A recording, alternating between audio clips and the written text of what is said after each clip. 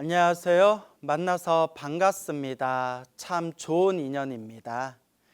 이제 오늘부터 여러분들하고 새로운 수업을 시작하게 되었습니다. 그래서 우리가 함께 공부할 내용은 예불문, 천수경, 반야심경 이 세 가지를 찬찬히 꼼꼼히 살펴보는 시간 가져보도록 하겠습니다. 제가 불자님들께 강의를 하면서 늘 강조하는 내용이 있어요. 한국의 불자라면 묻지도 말고 따지지도 말고 예불문, 천수경, 반야심경 이 세 가지는 무조건 외워야 된다라는 말씀을 자주자주 드립니다.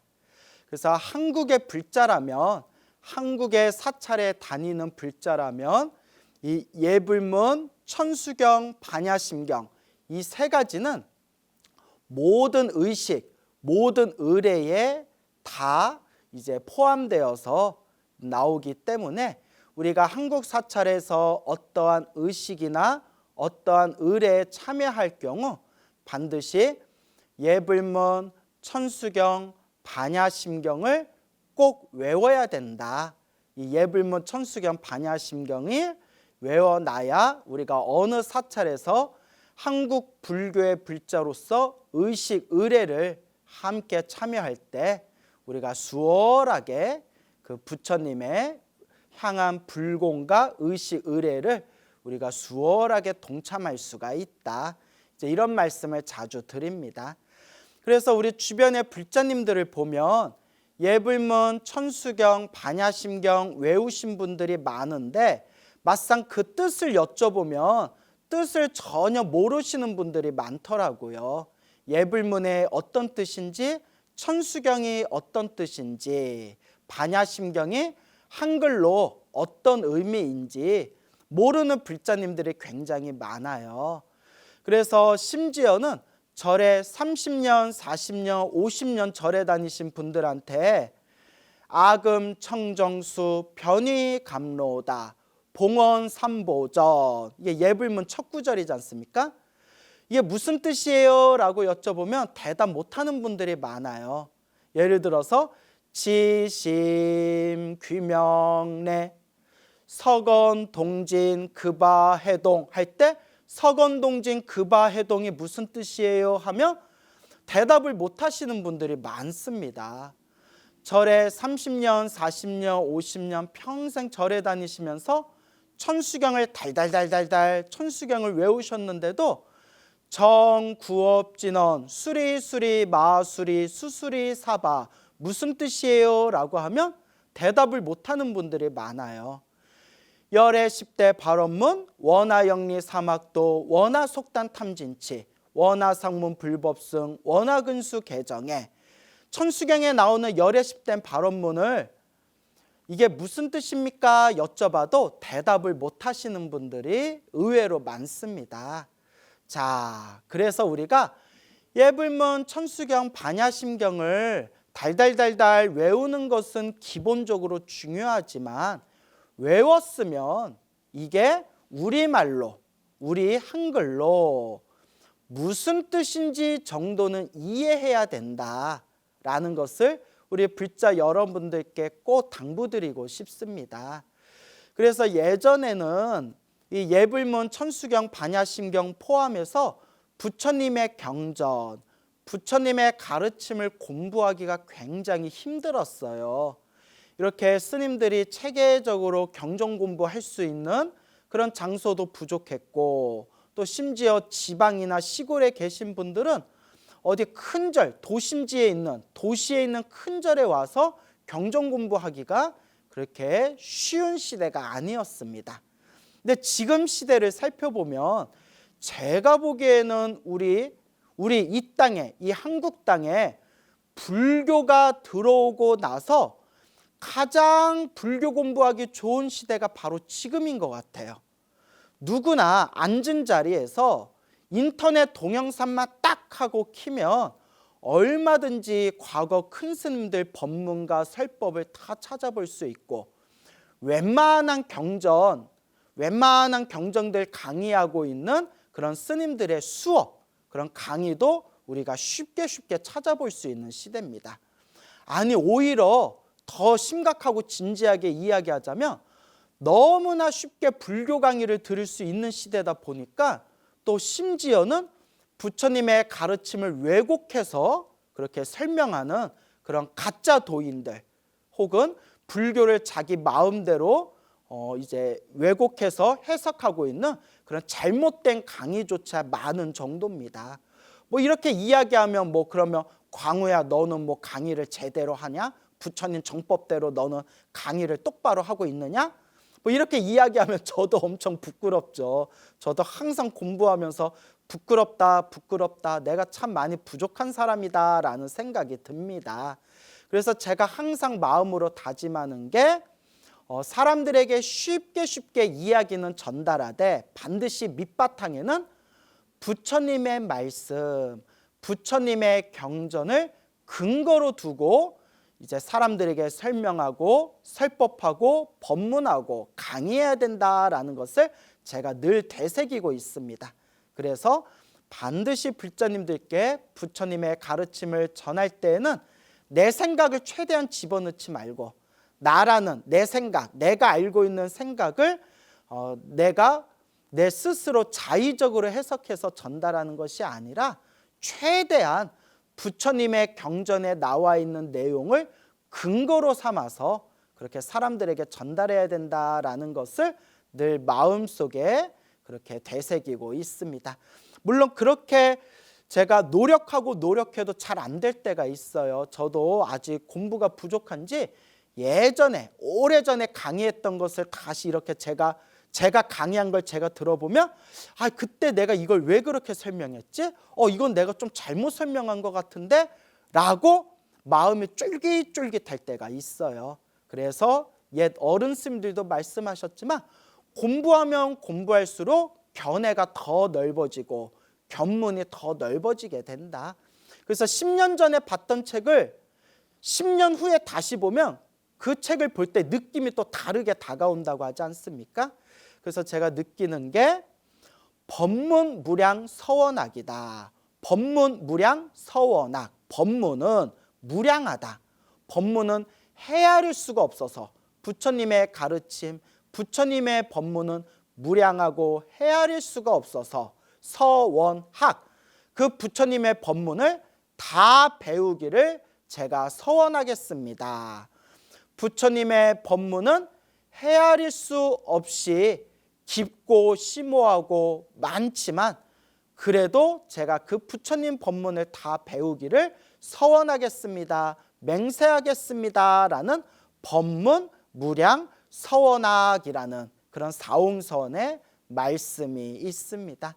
그래서 제가 여러분들께 또 예불문, 천수경, 반야심경 이것을 설명하면서 최대한 쉽게 설명하되 부처님의 경전에 근거를 두거나 혹은 불교사전, 또 우리가 항상 불교 공부할 때 항상 책상에는 불교사전을 올려놓고 언제든지 이제 모르는 용어나 혹은 정확하게 이해하거나 파악하지 못하고 있는 그런 어떤 단어 같은 것을 사전에서 계속 우리가 찾아봐야 되거든요. 그래서 부처님의 경전가 그리고 불교사전에 나와 있는 그런 용어 해설가 그리고 옛 큰 스님들께서 설법하신 내용 등등을 근거로 해가지고 여러분들에게 예불문, 천수경, 반야심경에 대해서 강의하는 그런 시간 가져보도록 하겠습니다. 그래서 여러분들 부처님의 가르침, 불교 공부가 어렵다 생각하지 마시고 자꾸 들으셔야 돼요. 자꾸 배우고 자꾸 듣고 자꾸 공부를 해야 됩니다. 저 아시는 어느 불자님이 계시는데 이제 노보살님이세요. 연세가 많으신 노보살님이신데 이 노보살님께서 예전에 그 드라마 붓다를 보신 적이 있으시대요. 드라마 붓다, 인도에서 만들어진 그 드라마 중에 드라마 붓다라는 그런 이제 드라마가 있는데 처음에 봤을 때 무슨 말인지 하나도 이해가 안 되더래요. 왜냐하면 우리 눈으로 보면 외국 사람들 얼굴이 비슷비슷해 보이잖아요. 그래서 저 사람이 저 사람인지 이 사람이 이 사람인지 너무나 헷갈리더래요. 그래서 그게 한 몇십 부작 되는데 그 몇십 부작이 되는 붓다라는 부처님의 생애 드라마를 처음부터 끝까지 일단 다 봤대요. 이 노보살님께서 1회부터 완결까지 몇십 부작짜리 그 드라마를 부처님의 생애 드라마를 다 보셨는데 다 보고 나서도 무슨 말인지 잘 이해가 안 되더래요. 무슨 내용인지 잘 이해가 안 되더래요. 또 연세가 많으셔가지고 또 그러실 수도 있죠. 그래서 두 번째 똑같은 그 드라마를 두 번째 또 돌려봤대요. 두 번째 돌려보니까 그때서야 저 사람은 누구고 이 사람은 누구고 그리고 또 중간에 나오는 저 사람은 또 어떤 사람이고 이런 게 이제 조금씩 윤곽이 잡히고 대충 이제 스토리가 조금씩 이해가 되더래요. 두 번째 보니까. 그 다음에 세 번째를 보셨대요. 세 번째를 봤더니 처음에 봤을 때 이해 안 되던 내용들이 이렇게 퍼즐이 맞춰지듯이 그때부터 이제 이해가 조금씩 되더래요. 그리고 이미 두 번을 이미 봤기 때문에 세 번째 봤을 때는 저때 이제 누가 튀어나오더라. 저때 이제 어떤 사건이 펼쳐지더라. 저 사람이 무슨 사고를 치게 되더라. 저때 부처님께서 이와 같이 말씀을 아마 하셨을 것이다. 이런 게 이제 머릿속에 복기가 되더래요. 그리고 네 번째 보셨대요. 야, 대단하다. 그러니까 계속 하루 종일 재방송을 돌려보셨대요. 이제 정규 방송, 재방송 하는 시간표를 다 이렇게 메모를 해놓고 TV 앞에다 딱 붙여놓고 계속 이제 재방송으로 계속 보신 거예요. 그렇게 네 번째를 봤더니 그때서야 이제 내용이 그 몇십 부작의 그 드라마 붓다의 내용이 술술술술 이해가 되시더랍니다. 그리고 불교대학에 입학해서 부처님의 생애라는 책을 딱 공부를 하는데 부처님의 생애를 공부하고 그 강사 스님의 강의를 들으면서 머릿속에서 자연스럽게 부처님의 생애 드라마 붓다의 그 나왔던 영상들 그 장면들이 머릿속에 차 파노라마처럼 펼쳐지면서 그렇게 부처님의 생애에 그 책과 그 강사 스님의 강의가 머리에 술술 들어오면서 이게 그때 그 내용이었구나라는 게 이렇게 정리가 조각조각 맞춰지듯이 정리가 되시더랍니다. 제가 이 얘기를 듣고 옳거니 하고 무릎을 탁 쳤어요. 바로 그와 같이 공부하는 겁니다. 우리가 처음에는 예불분 배우고 천수경 배우고 반야심경 배우면 처음에는 무슨 말인지 모를 수도 있어요. 왜냐하면 평소에 사용하지 않았던 생소한 용어, 생소한 단어들이 나오기 때문에 머릿속에 정리가 아직 안 돼 있을 때거든요.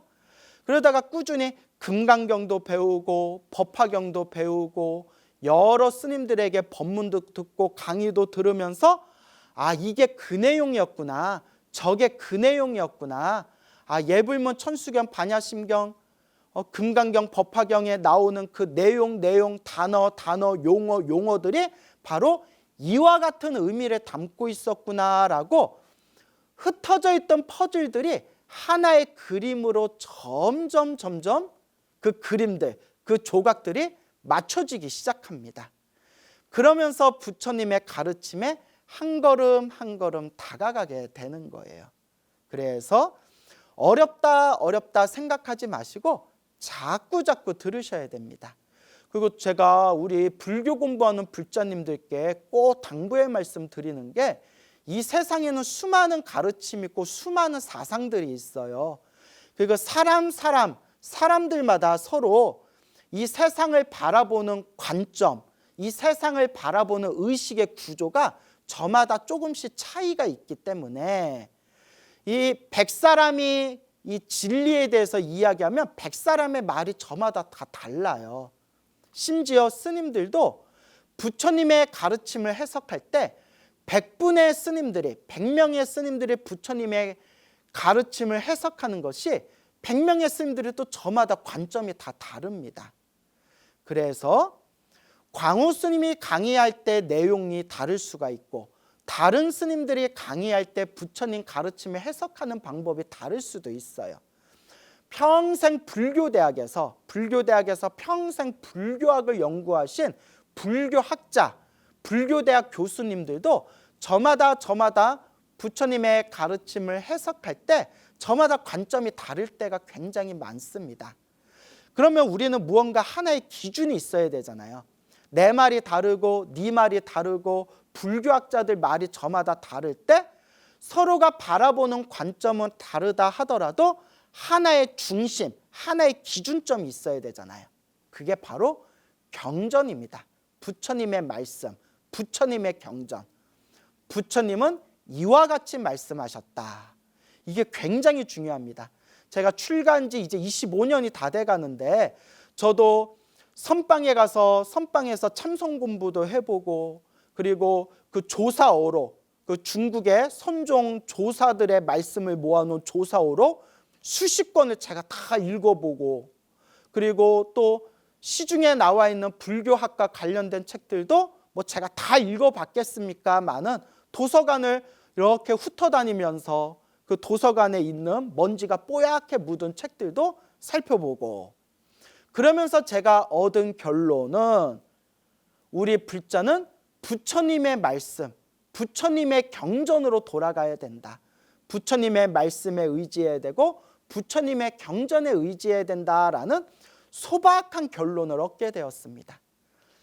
내가 부처님의 말씀을 100% 이해하지는 못하고 내가 사람들에게 부처님의 말씀을 100% 전달하지는 못한다 하더라도 그래도 부처님의 말씀을 의지하면서 최대한 부처님의 경전에 근거를 두고 사람들에게 법을 설한다면 적어도 크게 엇나가지는 않을 것이다. 크게 빗나가지는 않을 것이다 라는 그런 이제 확신을 얻게 됐죠.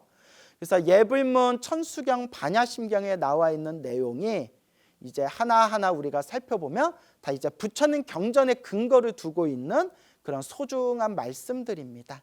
그래서 우리가 예불문 천수경 반야심경을 공부하면서 그리고 더 많은 부처님의 가르침, 부처님의 말씀, 부처님의 경전을 공부하면서 내 마음속에서 이제 부처님의 가르침과 가까워지고 친근해지고 부처님의 거룩한 가르침에 잔잔히 물들어가면서 우리가 부처님을 닮아갈 수 있도록 노력해야 될 것입니다. 그래서 우리 불교에서는 깨달음을 얻으려면 어떻게 해야 되느냐? 수행을 해야 된다. 그렇죠? 깨달음을 얻으려면 수행을 해야 된다. 그러면 수행을 하려면 어떻게 해야 되느냐? 수행의 첫 시작이 문이라고 했습니다. 문, 들을 문.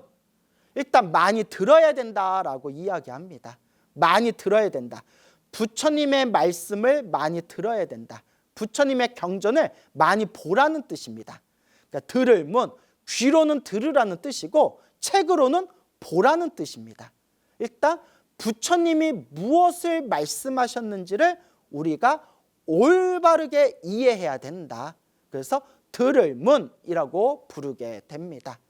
그래서 듣는 거에서 시작해서 들었으면 생각할 사유해라, 생각해라. 듣는 거에서 이제 앵무새같이 외우면서 끝내는 것이 아니라 들었으면 부처님의 가르침을 마음으로 사유하고 마음으로 이해해야 된다라는 뜻이 되겠습니다.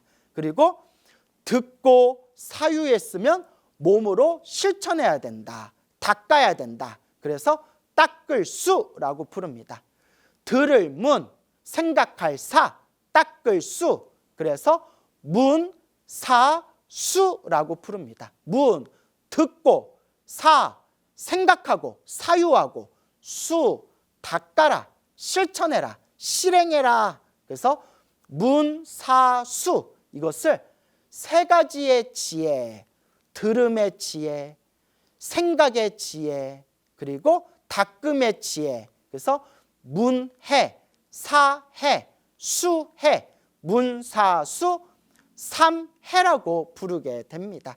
그러니까 여러분들이 이렇게 예불문, 천수경, 반야심경 강의를 들으면서 금강경, 법화경, 경전을 공부하면서 그렇게 훌륭하신 법사님들의 그런 법문을 들으면서 그냥 듣는 것 자체가 이미 수행의 첫 시작이 한 걸음 한 걸음 이루어지고 있는 겁니다.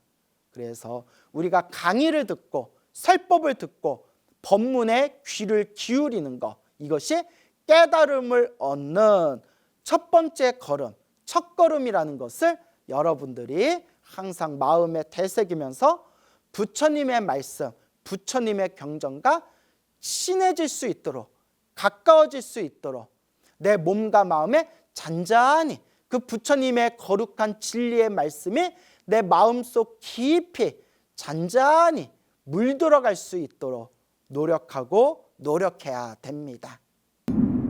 자, 이제 우리가 예불문부터 공부하도록 하겠습니다.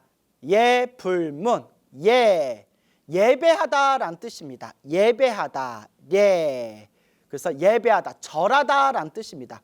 공경하는 마음으로 절하다, 예배하다 할 때 예자입니다. 우리가 예배라는 표현을 타종교에서도 쓰지 않습니까? 여러분, 우리 예배합시다, 예배 올립시다, 여러분 예배당에 오세요 라는 예배라는 표현 쓰지 않습니까? 여러분, 예배라는 단어 자체가 불교 한문 용어입니다. 예배가 불교의 한문 용어예요.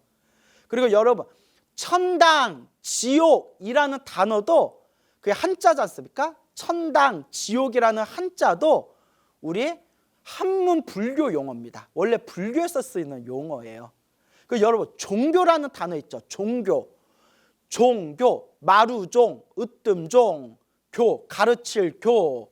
그래서 종교라는 단어 자체도 원래 불교 경전에서 쓰이던 불교 용어라고 합니다. 여러분들 모르셨죠? 그리고 여러분 또 우리가 주인공이란 표현 있죠. 주인공이란 말도 불교 용어고, 심지어 식당이란 말 있죠. 식당, 밥 먹는 거. 식당도 불교 사찰에서 쓰이던 그런 표현이라고 합니다.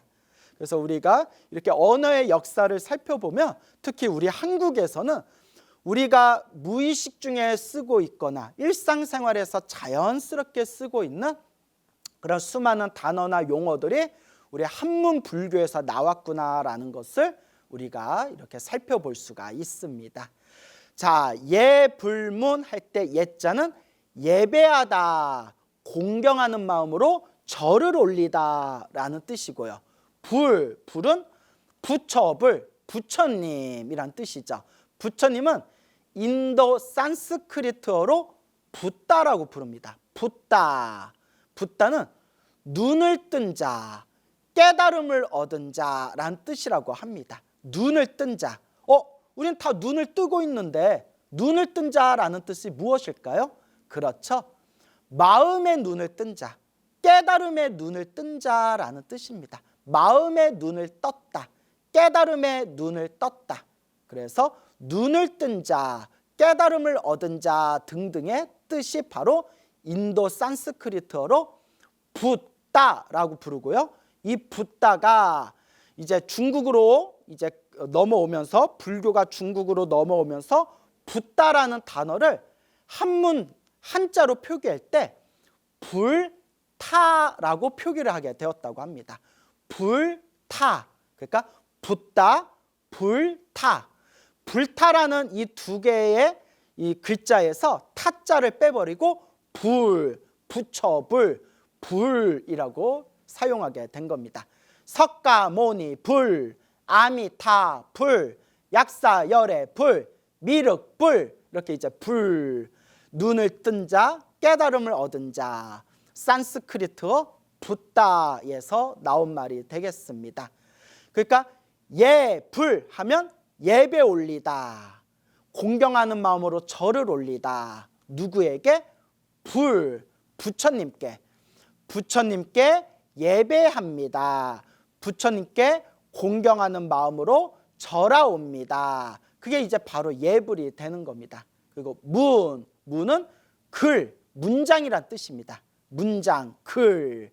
그래서 예불문 하면 부처님께 공경하는 마음으로 절을 올리는 글, 문장이라는 뜻이 되겠죠. 예불문, 부처님께 예배 올리는 글, 부처님께 예배 올리는 문장이라고 이제 우리가 표현하게 되겠습니다. 지금 우리가 사용하고 있는, 지금 우리 대한불교 조계종에서 사용하고 있는 이 예불문, 여러분들이 지금 다 외우고 있는 지심 귀명례 삼계도사 하는 이 예불문은 옛날부터 전해 내려오는 예불문이 아니라 예전부터 전해 내려오던 예불문을 편집하고 짧게 요약해서 만든 현행본, 현재 사용하고 있다 해서 현행본 예불문이라고 부릅니다. 그래서 지금 우리가 외우고 있는 예불문은 1955년도에 만들어진 거라고 합니다. 1955년도에 지금의 예불문으로 이제 옛날 예불문이 짧게 요약하고 그렇게 이제 핵심만 추려내고 다듬어 가지고 짧게 만든 예불문이 바로 1955년도에 만들어진 지금 우리가 외우고 있는 예불문이 되겠습니다. 예, 모르고 계셨죠? 그러니까 어떤 분은 선생님 저희는 옛날부터 이렇게 내려오는 예불문 그거 그대로 우리가 하는 줄 알았어요 하는데 그것이 아니라 예전부터 내려오던 예불문을 1955년도에 짧게 요약하고 간략하게 다듬어서 지금 우리가 사용하고 있는 겁니다. 그래서 지금 우리가 하고 있는 이 예불문을 다른 말로 칠정례라고도 부릅니다. 칠정례. 왜냐하면 우리가 지금 외우고 있는 예불문이 지심 귀명례 하고 나오죠. 지심 귀명례가 7번이 나와요. 그래서 지심 귀명례 할 때마다 우리가 이렇게 절을 올리잖아요. 지심 귀명례 이렇게 이제 절을 올리지 않습니까? 이게 7번 나오기 때문에 7, 그래서 7, 7칠이고요. 정례 할 때 정자는 정수리 정자, 레자는 예배할 때 레자예요. 그래서 7 정례, 7 띄고 정례. 그래서 정례는 정수리가 보일 정도로 혹은 정수리가 땅바닥에 닿을 정도로 큰 절을 올리는 것을 정례라고 합니다. 그래서 칠정례 하면 정수리가 땅바닥에 닿을 정도로 7번 큰 절을 올린다. 그것이 바로 칠정례라고 합니다. 그래서 우리가 예불문 할 때 지심 귀명례 하면서 7번 이마가 땅바닥에 닿게 7번 절을 올리기 때문에 7번 정수리가 땅바닥에 닿을 정도로 큰 절을 올린다 해서 칠정례라고 부르게 되는 겁니다. 그래서 예불문이라고도 부르고 또 예전에 과거의 스님들께서는 칠정례라고도 이제 부르셨습니다. 그러니까 이제 칠정례라는 얘기 들으면 7번 크게 절을 올린다. 예불문을 뜻하는 말이다. 이게 이제 머릿속에 여러분들이 이제 정리가 되시고 또 이런 식으로 하나씩 배워나가게 되는 겁니다. 그래서 예불문, 칠정례. 자, 그러면 이 예불문이 지금 우리가 외우고 있는 이 예불문이 1955년도에 현행본, 지금 우리가 사용하는 현행본으로 이제 만들어졌다 말씀을 드렸는데 그 말은 지금 우리가 외우고 있는 예불문 이전에도 또 다른 예불문이 있었다라고 우리가 생각해 볼 수 있겠죠. 그리고 우리 한국에만 예불문이 있는 것이 아니라 중국에도 예불문이 있고 일본에도 예불문이 있고 티베트 불교에도 예불문이 있고 저기 미얀마, 스리랑카, 태국, 동남 아시아, 남방 불교에서도 예불문이 있습니다. 그리고 옛 기록을 찾아보면 인도 불교, 2000여 년 전 인도 불교에서도 사원에서 스님들이 외우는 예불문이 있었다라는 것을 우리가 이제 살펴볼 수 있습니다. 이 말은 원래 예불문이라는 게 부처님 당시에서부터 혹 인도 불교에서부터 예불문이라는 게 있었고, 그 예불문이 이제 세계 곳곳에 불교가 퍼지면서 그 나라마다 문화와 그 사람들의 어떤 마음가짐이라든가 그 나라 불교만의 특성이나 특색에 따라서 여러 가지 예불문이 만들어졌다라는 것을 또 우리가 이렇게 알 수가 있습니다. 그래서 부처님 당시에도 예불문이 있었다라고 우리가 볼 수가 있습니다. 자, 부처님 당시에 사용하던 예불문이 무엇이냐? 바로 삼귀입니다.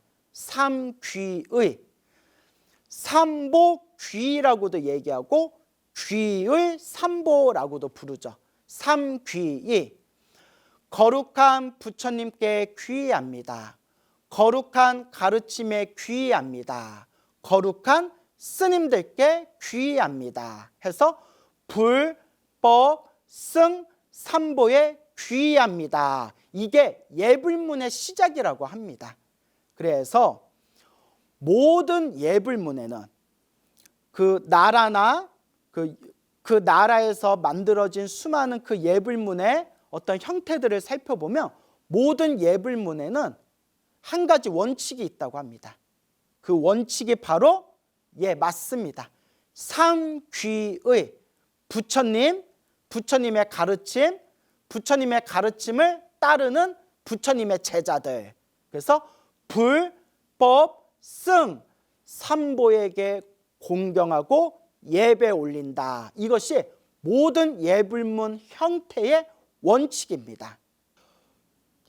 수많은 불교의 종파마다 그러한 종파가 여러 나라로 펼쳐지면서 각각의 특색에 맞는 여러 가지 예불문이 나왔는데, 그 예불문의 한 가지 가장 중요한 핵심은 불, 법, 승, 삼보에 공경 예배하겠습니다. 귀의하겠습니다.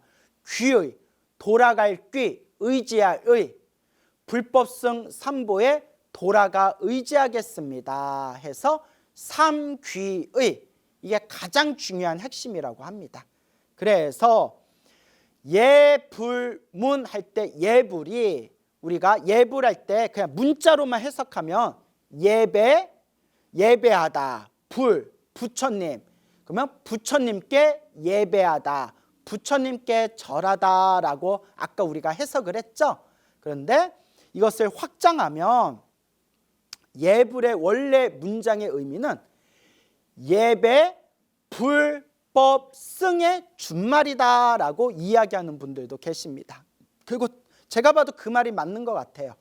예배, 불, 법, 승, 줄여서 예불이라고 부르게 되는 거죠. 그래서 예배, 불법, 승, 불, 법, 승, 삼보에 공경 예배합니다. 불법승 삼보에 절하옵니다. 줄여서 예불이라고 불리우게 되었다. 그래서 부처님 당시의 예불문은 아주 소박했어요. 거룩하신 부처님이나 거룩하신 그런 제자분들 앞에서 혹은 혼자 조용한 곳에서, 고요한 곳에서 정성스러운 마음으로 제가 거룩한 부처님께 귀의합니다. 부처님께 돌아가 의지하겠습니다. 제가 거룩한 가르침에 귀의합니다. 거룩한 가르침에 돌아가 의지하겠습니다. 제가 거룩한 스님들께, 거룩한 수행자분들께 귀의합니다. 거룩한 스님들, 거룩한 수행자분들께 돌아가 의지하겠습니다 라는 이 부처님 가르침, 스님들을 향한 삼귀, 이 삼귀가 예불문의 가장 소박한 형태다라고 이제 우리가 바라보고 있습니다. 그리고 이 예불문에서 이제 여러 가지 또 내용들, 좋은 내용들이 이렇게 덧붙여지면서 이제 오늘날과 같이 여러 가지 예불문의 형태가 이제 나오게 됩니다. 그래서 약 2000여 년 전쯤에, 그러니까 한 1500여 년 전쯤에 그 당시 인도 불교에서는 이제 150 참불송이라는 이제 글이 있어요. 150 참불송. 그러니까 150가지 개송으로 부처님을 찬탄한다라는 그런 내용의 책이 있거든요. 그래서 우리 팔만대장경에도 150 참불송이라는 게 우리 팔만대장경으로도 한문으로 번역이 돼가지고 우리 저기 고려대장경에 이렇게 편입이 되었는데 옛 스님들께서 인도에 가셔서 성지순례를 갔다 오신 스님들이 남기신 기록에 보면 지금 인도의 불교사원에서는 스님들이 한결같이 이 150 참불송 150가지 개송으로 부처님을 찬탄하는 노래 이것을 조석으로 아침 저녁으로 외우고 있다라고 이제 기록이 되어 있다고 합니다. 그러니까 그 당시에는 150 참불송이 그 당시의 예불문이 되겠죠. 그리고 또 중국 선종에서도 수많은 이제 예불문들이 이제 생겨나게 되는데 중국 불교에서도 종파불교마다 화엄종에서 쓰는 예불문, 천태종에서 쓰는 예불문, 뭐 또 정토종에서 쓰는 예불문, 선종에서 쓰는 예불문, 수많은 형태의 예불문이 있는데 또 옛 기록에 보면 또 중국 불교 선종에서는 새벽마다 능엄주를 외우고 저녁마다 108참회문을 독송하면서 절을 올렸다라는 기록이 있습니다. 그러면 이제 그 당시 중국 불교 선종에서는 새벽에 능엄주를 외우고 저녁에 108배 하면서 108참회를 올리는 108참회문이 그 당시에 이제 예불문, 중국 성종의 예불문이 될 수 있는 거겠죠. 또 티베트 불교는 티베트 불교만의 이제 예불문이 있고 또 이제 지금 스리랑카, 태국, 미얀마는 또 그들만의 예불문이 있고 또 한국 불교도 한국 불교만의 이제 예불문이 있었는데 여기서 우리가 한 가지 이제 유추해 볼 수 있는 것은 예불문이라는 것은 고정된 형태가 아니구나. 각각 역사와 문화와 나라마다 그 예불문이 끊임없이 변화되어졌구나. 심지어 우리나라도 옛날 기록, 옛날 자료들을 보면 예불문의 형태가 조금씩 바뀐 것을 살펴볼 수가 있고 지금 우리가 외우고 있는, 지금 우리가 당연하게 여기고 있는 이 예불문도 사실은 1955년도에 만들어진 새로 편집되어진 예불문이구나. 예불문이라는 것은 고정된 형태로 딱 있는 것이 아니라 불법성 삼보에 귀의합니다라는 삼귀를 핵심으로 삼아서 나라마다 역사마다 문화마다 조금씩 그 형태가 달리 변화되었구나라는 것을 우리가 이렇게 알아차릴 수가 있습니다. 그러니까 여러분 예불문은 이렇게 고정된 게 있는 게 아니고 우리 예불문이 더 낫다, 너네 예불문이 엉터리다 뭐 이렇게 따질 것도 당연히 없고 그냥 그 나라마다 문화마다 역사마다 그냥 형태가 다르게 펼쳐졌어요. 여기서 중요한 것은 그 예불문의 가장 중요한 핵심은 삼귀, 불법성 삼보에 귀의하는 삼귀가 핵심이다 라는 것을 여러분들이 명심하시면 되겠습니다. 그래서 삼귀라는 그런 가장 소박한 형태의 부처님께 공경 예배 드리는 예불문이 오늘날 이와 같이 여러 가지 복잡한 형태로 펼쳐지기도 하고 지금 우리 한국 불교에서 외우고 있는 예불문처럼 축소하고 편집해서 요약하기도 하고 여러 가지 형태로 모습이 바뀌어 나갔구나 이렇게 이해하시면 되겠습니다. 자, 그래서 우리가 예불문을 공부할 때 지금 우리가 외우고 있는 예불문은 1955년도에 만들어진 예불문이구나. 부처님 당시에도 삼귀라는 가장 소박한 형태의 예불문이 있었구나. 인도에서 중국에서 한국으로 또 인도에서 티베트 불교로 또 인도에서 저 스리랑카, 태국, 미얀마로 곳곳에 이 불법 부처님의 가르침이 펼쳐지면서 여러 가지 모습, 여러 가지 형태의 예불문들이 있었구나라고 머릿속에 딱 정리해 두시면 되겠습니다. 그러면 우리나라도 지금 외우고 있는 예불문하고 다른 형태의 예불문이 당연히 있었겠죠. 그러면 예전에는 우리가 어떤 예불문을 외웠느냐, 그걸 우리가 옛날에 만들어진 불교 책에서 그 예불문의 오래된 형태를 살펴볼 수가 있습니다. 그래서 대표적으로 그 예전에 만들어졌던 책들 중에서 불가일용작법이란 책이 있다고 해요. 불가일용작법 같은 책이라든가 약 100여 년 전에 편집되어지고 만들어졌던 석문의범이란 또 책이 있어요. 석문의범. 그래서 불가일용작법이라는 책이라든가 석문의범 같은 그런 이제 책들을 통해서 옛날 우리 선배 스님들, 우리 조상 스님들, 한국 불교의 우리 스님들, 조상 되시는 스님들께서 외우고 독송하시던 예불문의 형태를 우리가 찾아볼 수가 있습니다. 그런데 물론 당연히 저도 찾아봤겠죠. 엄청 길어요. 엄청 길어요. 그러니까 지금 예불문은 칠정례라고 해가지고 짧게 짧은 문장으로 7번 절을 올리잖아요. 옛날 예불문은 엄청 길어요. 내용이 엄청 깁니다. 내용이 기니까 긴 만큼 훨씬 내용이 풍요롭겠죠. 우리가 예불문 하는데 한 7, 8분이면 끝나지 않습니까? 지심, 규명례 하면 한 10분 안팎이면 끝나거든요. 10분 안팎이면 끝나고 아주 느릿느릿 지심, 규명례 이렇게 길게 하면 뭐 한 15분도 하겠죠. 예? 그래서 우리가 예불문 하다 진 빠진다고 그러니까 우스갯소리로. 물론 예불문 할 때 이렇게 간절하고 공경스럽게 해야 되겠죠. 그래서 옛말에 우리 한국 불교는 수많은 사찰이 있고 그 큰 사찰마다 예불하고 연불하고 의식하고 의례하는 게 속도가 다 저마다 달라요. 다른데 가장 극과 극을 달리는 게 해인사 예불과 송광사 예불이에요. 해인사 예불은 아주 빨라요. 아주 빠르고 다이나믹하고 아주 힘있게 팍팍팍팍팍팍 이렇게 나가거든요. 근데 송광사는 엄청 느려요. 느릿느릿 엄청 느려요. 예, 그래서 해인사 스타일이 있고 송광사 스타일이 있고 그 중간에 이제 적당한 통도사 스타일이 있어요. 적당한 통도사 스타일이 있고 그리고 예전에 외국에서 오신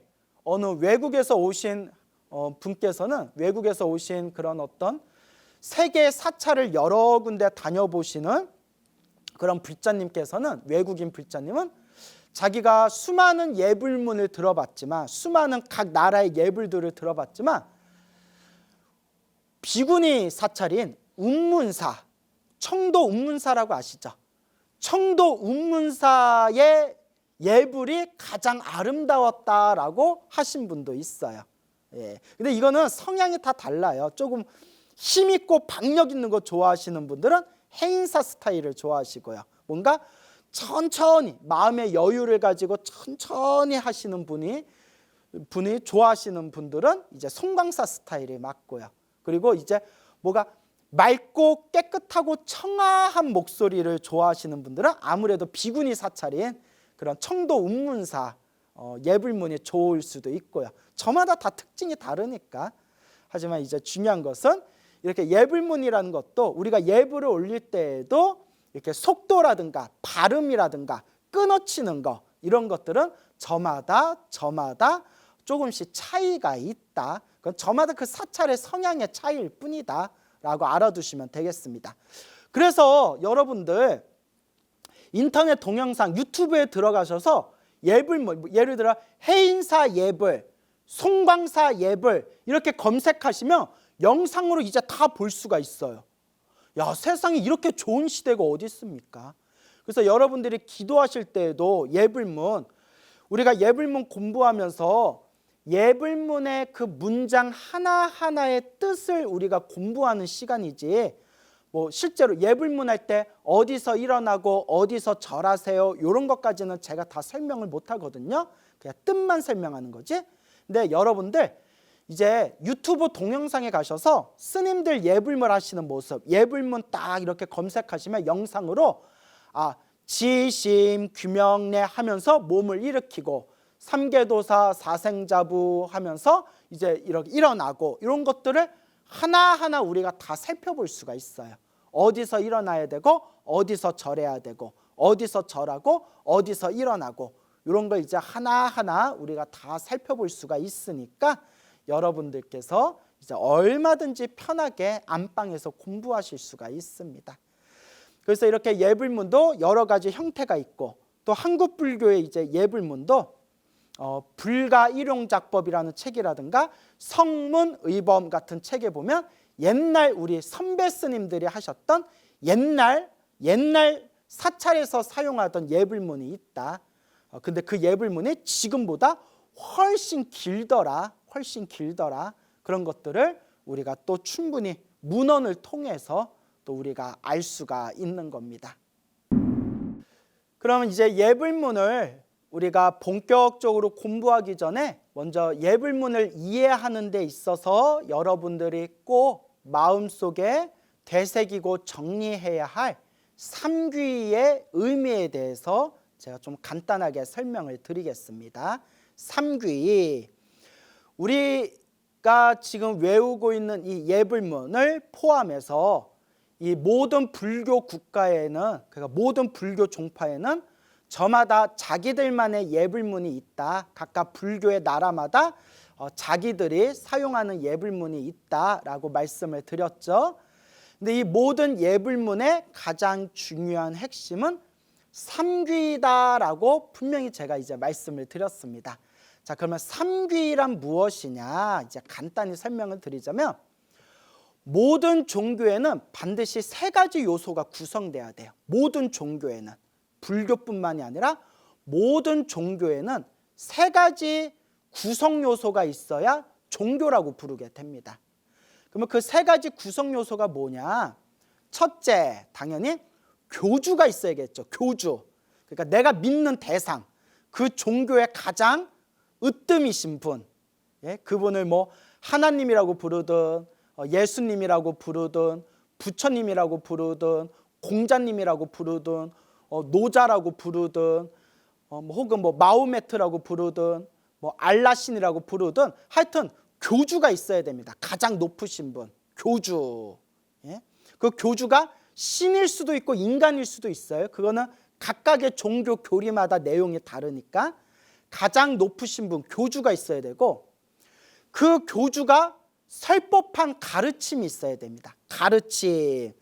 그 종교만의 특색을 갖춘 가르침. 예를 들어 불교는 불교만의 교리가 있고 유교는 유교만의 교리가 있고 도교는 도교만의 교리가 있고 기독교는 기독교만의, 이슬람교는 이슬람교만의 각각의 교리가 있지 않습니까? 그래서 두 번째가 교리가 있어야 되고 세 번째가 교도가 있어야 돼요. 교도.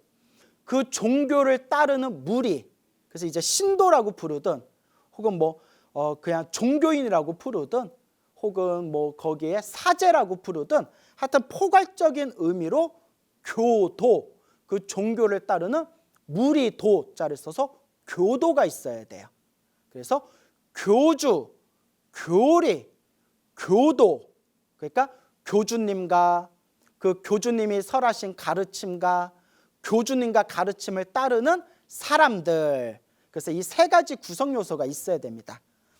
불교에서도 불교가 불교이게끔 만드는 세 가지의 가장 중요한 기둥이 있습니다.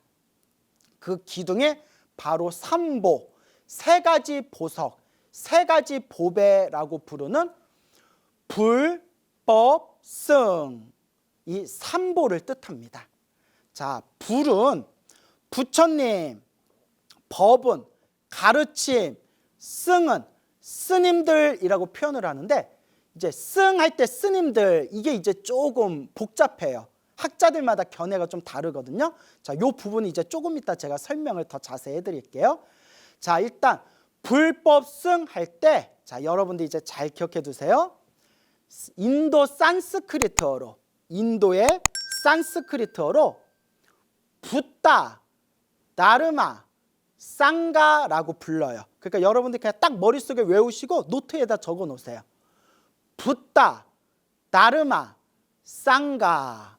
붓다, 나르마, 쌍가.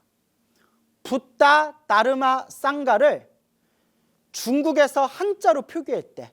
이제 불교가, 인도의 불교가 중국으로 넘어왔으니까 자기네들 언어 한자로 이제 표기를 해야 되잖아요. 붓다를 불타라고 한자로 표기합니다. 불타. 붓다, 불타. 발음이 좀 비슷하죠. 이것을 소리를 따서 번역했다 해서 음역이라고 불러요. 음역. 소리를 따서 번역한 거예요. 붓다, 불타. 나르마. 다르마를 소리를 따서 번역해서 달마라고 번역해요. 그러니까 여러분 이제 달마대사 할 때 달마가 무슨 뜻인지 알겠죠? 인도 산스크리트 다르마, 다르마를 달마라고 이제 번역한 거예요. 그 다음에 쌍가, 쌍가를 승가라고 이제 번역을 한 거예요. 소리를 따서. 그래서 붓다, 다르마, 쌍가, 불타, 달마, 승가. 그리고 다시 중국에서 불타, 달마, 승가라는 한자어를 한 글자씩 한 글자씩 한 글자씩 다시 표기를 해요. 그게 불법승이라고 표기를 합니다. 불법승. 그래서 붓다, 다르마, 쌍가. 이것을 불타, 달마, 승가. 다시 불법승. 이렇게 이제 번역을 한 겁니다. 자, 이제 그게 그 뜻이에요. 붓다, 불타, 불. 다르마, 달마, 법. 쌍가, 승가, 승. 불법승. 이걸 우리 한국 불교에서는 우리말로 번역할 때, 우리말 한글로 번역할 때 부처님, 가르침, 스님들이라고 번역해요. 스님이라고 번역하면 안 돼요. 단수가 아니라 복수예요. 스님들이라고 번역을 해야 돼요. 자, 그래서 붓다, 다르마, 쌍가, 불타, 달마, 승가, 불법승, 부처님, 가르침, 스님들 이렇게 이제 번역을 하게 됩니다. 이게 바로 삼보예요. 그럼 왜 삼보라고 하느냐? 세 가지 보배. 왜 삼보라고 하느냐? 이 불법승을 왜 세 가지 보배라고 부르는지에 대해서 이제 책을 찾아보면 옛날 큰 스님들이 엄청 길게 써놨어요. 그래서 그걸 다 설명하기는 힘들고 이제 몇 가지 중요한 핵심만 알려드리면, 세상에 있는 보석이나 세상에 있는 수많은 그런 금은 보화는 내가 죽은 뒤에 가져갈 수가 없어요. 하지만 불법승 삼보의 귀한 선업과 공덕은 다음 생, 다음 생, 다음 생에도 내가 가져갈 수 있는 내 마음의 보석이라는 거예요. 내 마음의 보석. 그래서 누구든지 불법승 삼보에 귀의를 하면, 누구든지 마음속으로 거룩한 부처님께 귀의합니다. 거룩한 가르침에 귀의합니다. 거룩한 스님들께 귀의합니다. 불법성 삼보에 귀의를 하게 되면 그 사람은 엄청난 선업과 공덕을 얻게 되고, 다음 생에도 그 선업과 공덕의 힘을 내가 가져갈 수가 있기 때문에 그것을 보석, 가장 위대한 정신적인 보석이다, 선업의 보배다라고 부르게 되는 겁니다. 그러니까 여러분들이 매일매일 여러분들이 거룩한 부처님을 생각하고 거룩한 가르침을 생각하고 거룩한 수행자분들을 생각하면서 삼귀를 한다면 여러분들 마음 창고에 복과 선업과 공덕이 차곡차곡 쌓이는 겁니다. 자, 그리고 세상에 있는 모든 보석은, 세상에 있는 모든 보배는 내 몸뚱아리만 행복하게 만들어줄 뿐이에요. 잘 먹고 잘 살고 내 몸뚱아리만 행복하게 해주고, 설사 내 몸과 마음까지도 행복하다 하더라도 영원한 것이 아니라는 거예요. 쓰고 나면 뿔뿔이 흩어지고 마는 그런 유한한 것, 영원하지 못한 것이라는 거죠. 하지만 불법성 삼보에 귀의하면 반드시 깨달음을 얻을 수 있는 공덕을 심게 된다고 합니다.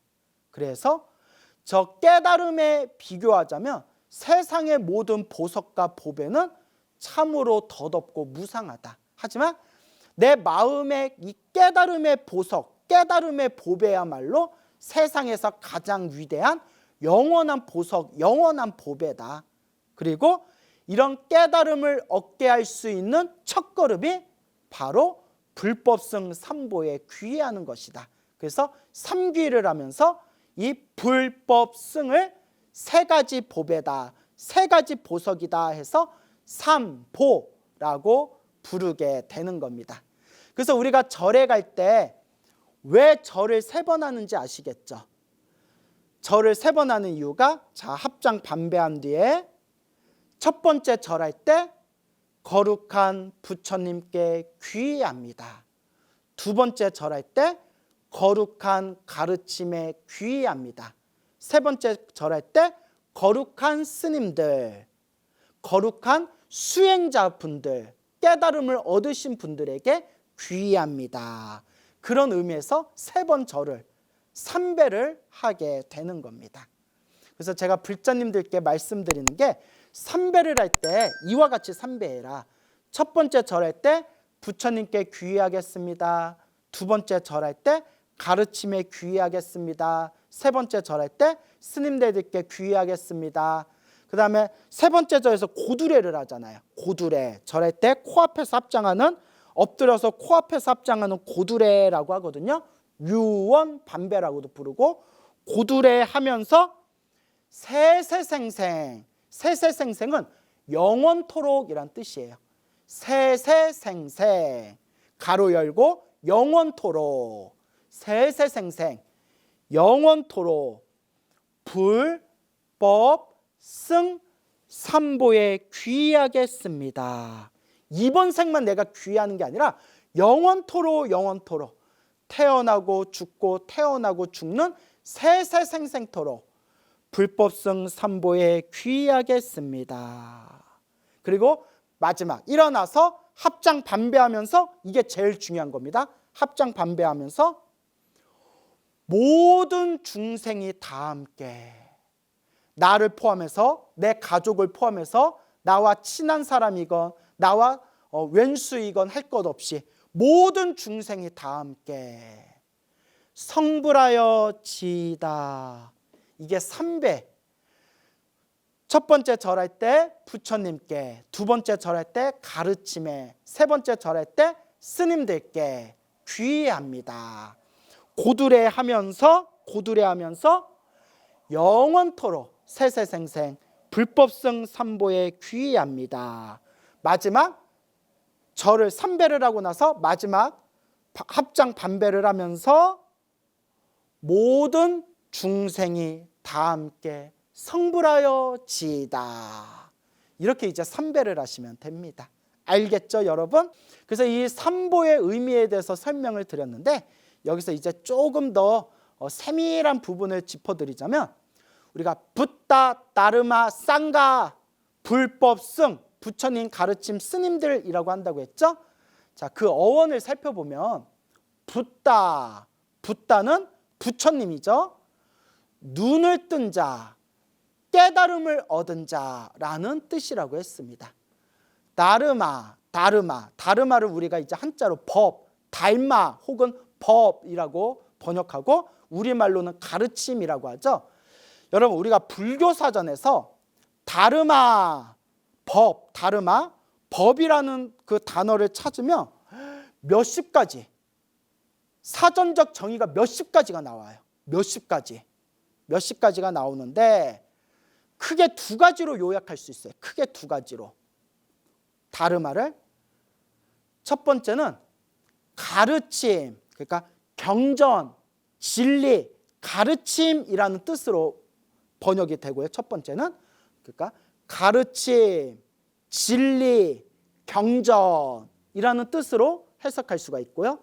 두 번째 뜻은 존재, 대상이라는 이라고도 해석이 돼요. 완전히 또 뜻이 달라져 버리죠. 경전, 진리, 가르침이라고도 해석이 되고, 존재, 대상, 내가 인식하는 존재, 대상이라는 표현으로도 쓰입니다. 그런데 우리가 붓다, 다르마, 쌍가, 불법, 승 할 때 다르마, 법은 가르침, 부처님의 가르침, 진리라는 뜻으로 해석하면 됩니다.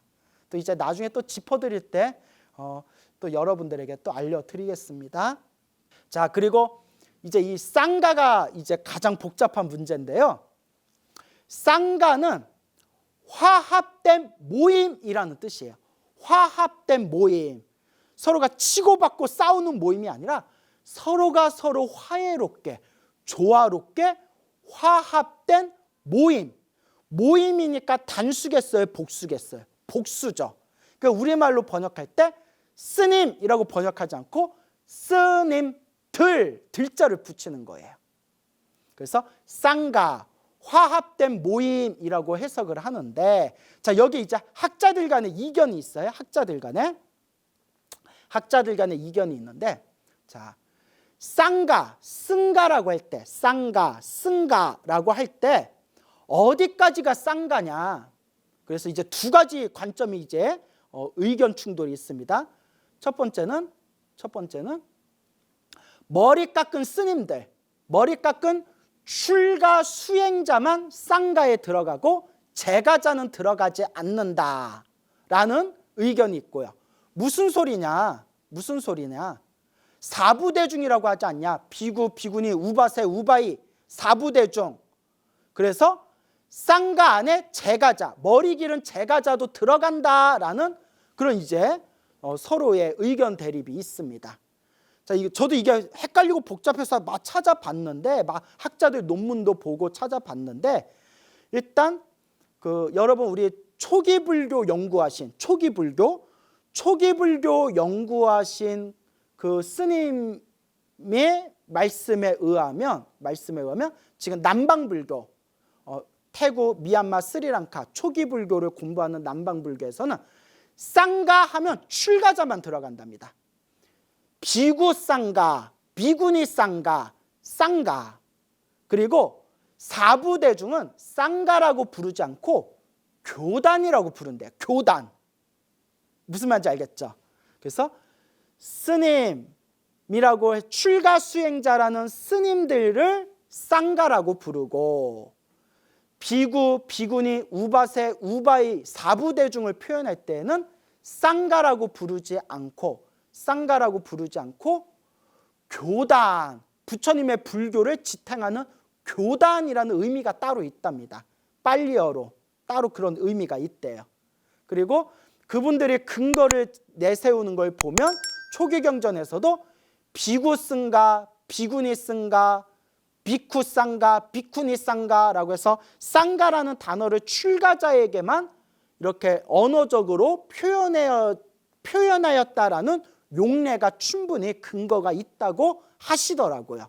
이제 제가 들었을 때는 그런 부분이 있고, 그리고 또 근데 또 다른 분 논문 보면 근데 여러분 이게 재밌는 게 뭔지 아세요? 재밌는 게 뭐냐면, 이게 좋은 현상은 아닌데, 스님들 입장에서 쓴 논문에서는 쌍가는 스님들만 들어간다라는 식으로 좀 주장하고요.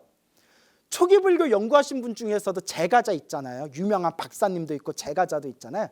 제가자가 머리 기른 제가자 입장에서 쓴 논문에서는 또 귀신같이 기가 막히게 제가자도 쌍가에 들어갈 수 있다라는 논리가 또 있어요. 그래서 솔직히 저는 누구 편을 드는 건 아니에요. 제가 항상 말씀드리지만 뭐든지 경전에 근거가 있어야 되는데, 그 경전의 근거가 좀 어떤 관점에서 바라보냐에 따라서 조금 이렇게 내용이 좀 바뀌어질 수가 있겠더라고요. 조금 내용이 모호해요. 그 논문을 이렇게 제가 비교해서 읽어보면. 그래서 이제 이와 같은 그냥 관점이 있다라고만 알아두시고요. 자, 여기서 이제 더 중요한 부분은, 자, 이제 이게 핵심입니다. 쌍가라고 했을 때 쌍가가 머리 깎은 출가자만 들어가느냐 아니면 제가자도 포함되느냐, 이거는 이제 저마다 좀 관점이 다르다라는 것까지 말씀을 드렸고, 그런데 한 걸음 더 나아가서 쌍가라고 표현하지 않고 우리가 승보라고 불렀을 때, 보배 보자, 승보, 보석, 보배, 불보, 법보, 승보. 그러니까 승가라는 의미하고 승보라는 의미를 좀 다르게 사용했던 것 같아요. 문헌학적으로도. 불보, 법보, 승보라고 했을 때 이 승보는 제가자들까지 다 포함합니다. 경전의 근거를 봤을 때 깨달음을 얻은 모든 분들은 출가자와 제가자를 구분하지 않고, 깨달음을 얻어서 번뇌가 사라진 분들은 승보 안에 다 들어간답니다. 경전에. 여러분 복잡하죠? 쌍가라고 했을 때는 출가자만 포함되느냐 제가자도 포함되느냐, 이건 약간 논쟁의 여지가 있다고 봤고, 다만 미얀마, 스리랑카, 태국 같은 남방불교에서는 쌍가라고 했을 때는 출가자만 포함된다라고 딱 선을 그었고, 단 승보, 거룩한 수행자들을, 그 보석 같은 수행자들, 승보라고 표현했을 때는 출가자든 제가자든 구분하지 않고 번뇌가 사라진 거룩한 성자들은 다 승보 안에 들어간다. 그래서 이제 요새 들어서 이제 그러한 내용을 근거로 삼아서 불법승 삼보에 귀의합니다라고 했을 때 부처님께 귀의합니다, 가르침에 귀의합니다, 마지막 세 번째 스님들께 귀의합니다 해서 스님들이라고 딱 한정하지 말고 깨달음을 얻은 모든 수행자들, 그래서 수행자, 거룩한 수행자분들께 귀의하겠습니다라고 바꿔서 사용하면 어떻겠냐라고 주장하시는 분도 있습니다. 그것도 경전에 입각했을 때 틀린 말은 아닙니다. 하지만 일단 현재 한국불교의 정형구에서는 거룩한 부처님께 귀의합니다, 거룩한 가르침에 귀의합니다, 거룩한 스님들께 귀의합니다라고 그렇게 일단 정형구로 정해져 있다. 하지만 불법성, 붓다, 다르마, 쌍가, 또 쌍가와 다른 개념인 승보라는 개념을 입장에서 바라보면 여러 뜻으로 얼마든지 확장해서 이제 또 우리가 설명할 수가 있다. 요 정도로만 그냥 머릿속에 기억해 두시고, 중요한 것은 우리가 불자로서 항상 부처님, 가르침, 그리고 거룩하신 그런 모든 스승님들, 거룩한 수행자분들께 우리가 지극정성으로 귀의하겠습니다, 돌아가 의지하겠습니다라는 그 삼귀의 마음이 예불문의 핵심이다라는 것을 명심하시기 바랍니다. 다음 시간부터는 예불문 문장 하나하나를 설명하는 시간 이제 본격적으로 가지도록 하겠습니다. 여러분 성불하십시오.